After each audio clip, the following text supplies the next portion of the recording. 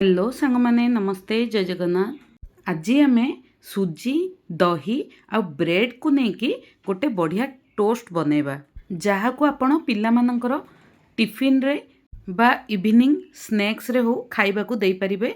यह बहुत ही हेल्दी आ टेस्टी भी होता है। आ सबुठ बड़ कथा मात्र 5 मिनिट रे यह को आपण रेडी करि परिबे।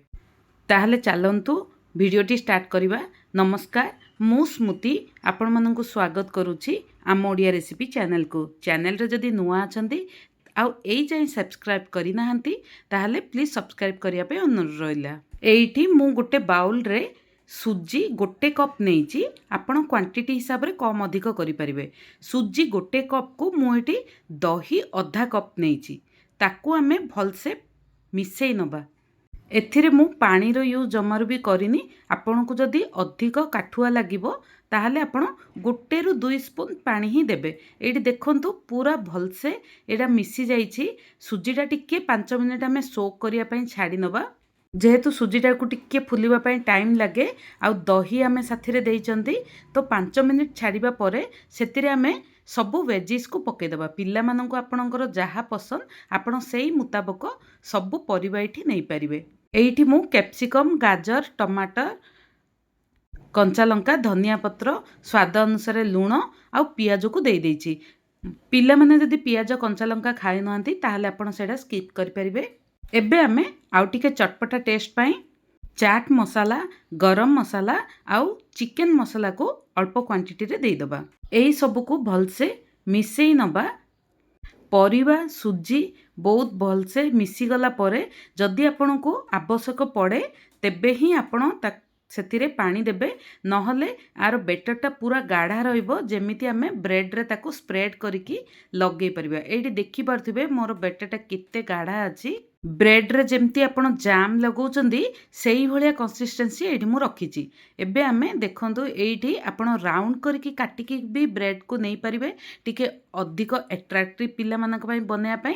जदि नाही आपण एमिति ही पूरा ब्रेड रे लगै परिबे।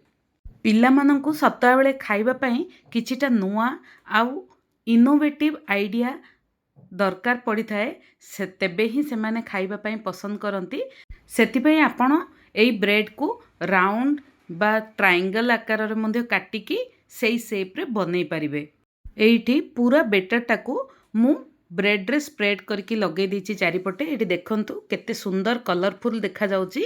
आपण पिल्ला माने जदि टमाटर पसंद करचंदी एहा ऊपर आपण किछिटा टमाटर एक्स्ट्रा भी दे परिबे।